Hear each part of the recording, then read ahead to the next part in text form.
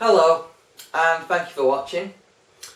These three lenses are very good, optically very good quality, and I think it's important to note we are probably blessed with such good optical performance from modern day lenses.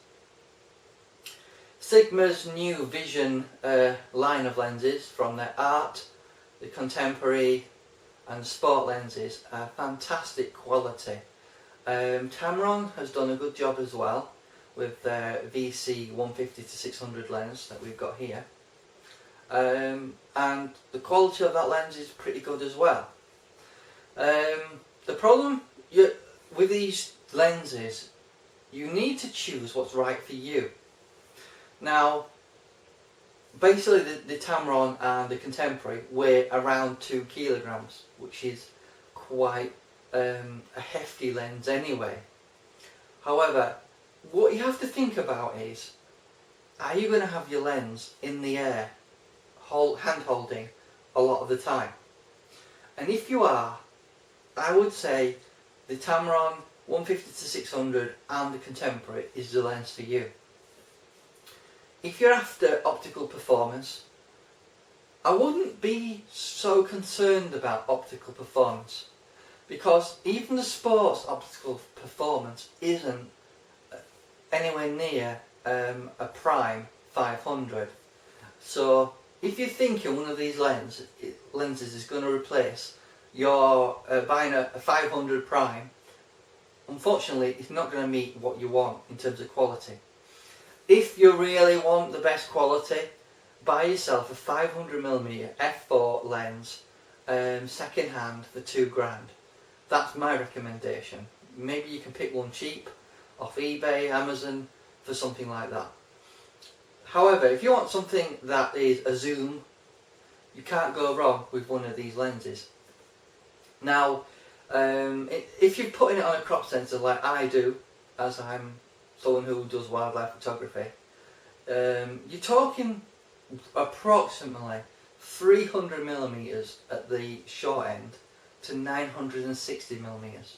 Now, your crop factor on your Nikon is 1.5, and your crop factor on your Canon lenses, on your Canon camera, sorry, is 1.6. So you need to basically times that by whatever lens you're going to be using.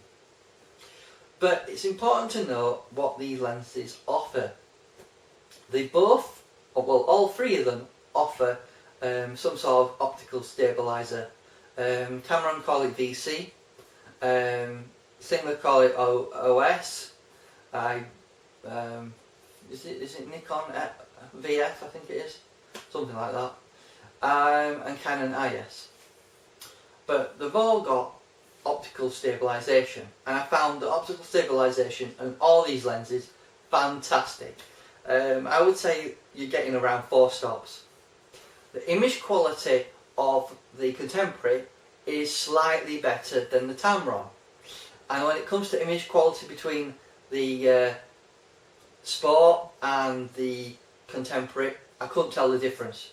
Now, it's possible because these lenses are out of the box, I haven't configured the sport with the new Sigma dock that you put on the end, and the same you can do that for the contemporary, because you need to adjust the focus, because out of the box the focus is wrong basically instead of the focus being in the middle, it's up at the top. So you must adjust your lens when you buy it, so keep that in mind and it shouldn't be an issue. A lot of people buy the lens, send it back because they think there's something wrong with it, when it's not the case. Anyway, that's my roundup of these three lenses. I hope everything I've done in today's video has been helpful. Just check out the examples that you'll see popping up in the screen in a minute.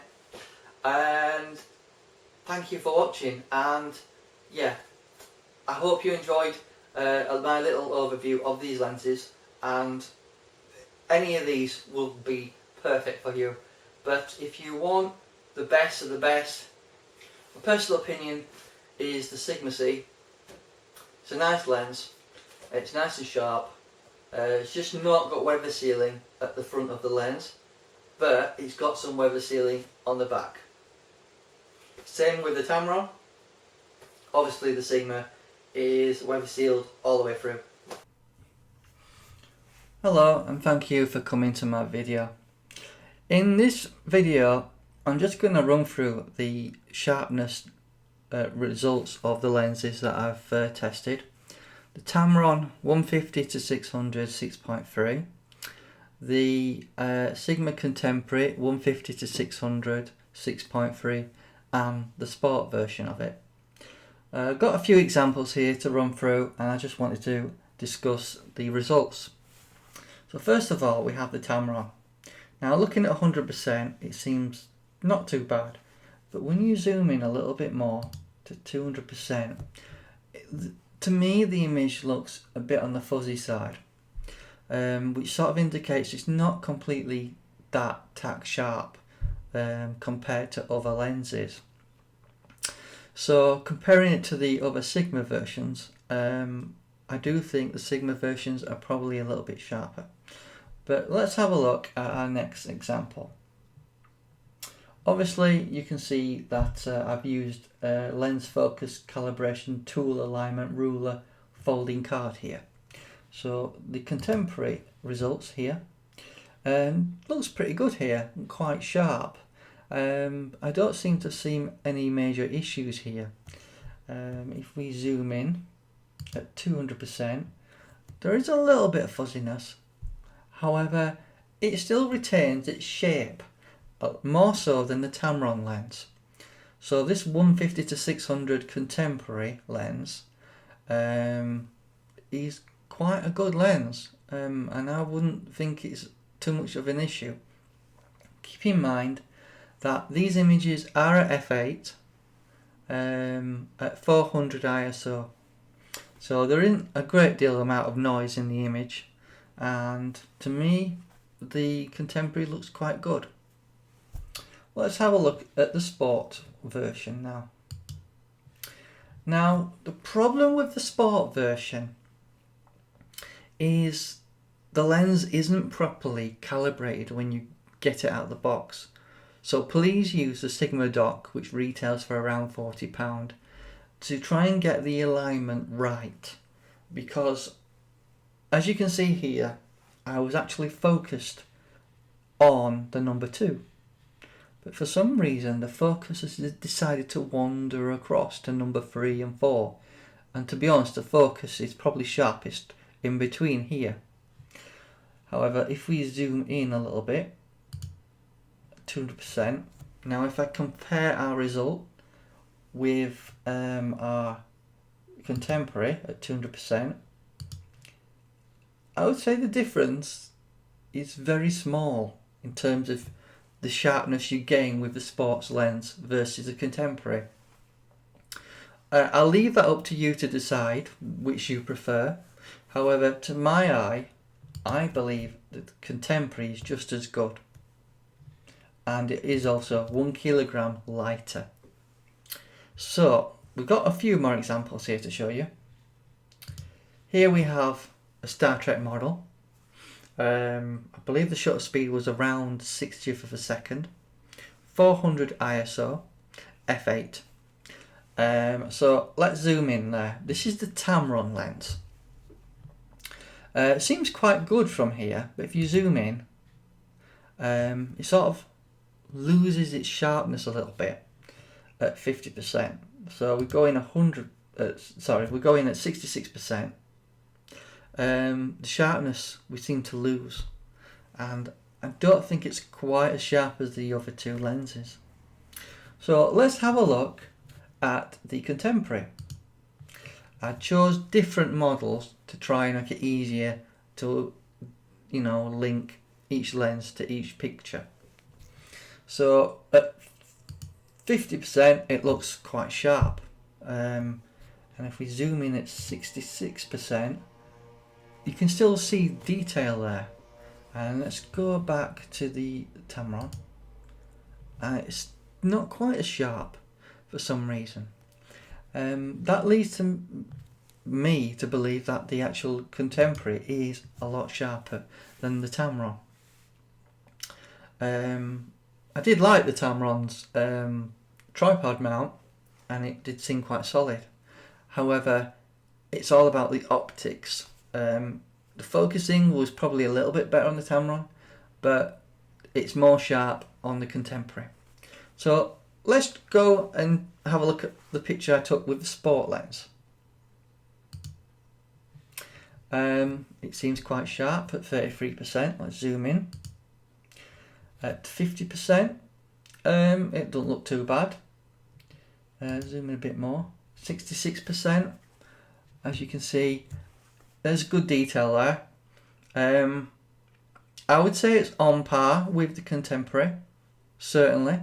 But I think it's probably not worth £500 more in terms of sharpness compared to the Contemporary. The only difference between the Contemporary and Sports, realistically speaking, is a heavy tripod mount and foot and weather sealing. That's your main difference. So let's zoom in to 100%. Hopefully this gives you more of an idea on how sharp these lenses are. So there you go. The Contemporary, let's zoom in to 100%. It still looks really good on the Contemporary. It's always possible that aligning the sports lens might give you better results, but you will need to do that. And let's zoom in a little bit more on the Tamron to 100%, and you can clearly see sharpness has disappeared from this picture. It's good, zooming out, you shouldn't have a problem, but it does seem softer than the Contemporary version of the sport lens. That's your Contemporary, Sport, Tamron. Contemporary, Sport. It's up to you which you prefer, which you think is a better quality. For my money, Contemporary is what I'm going to go for. I hope this image review of the lens's performance has been helpful, and thank you.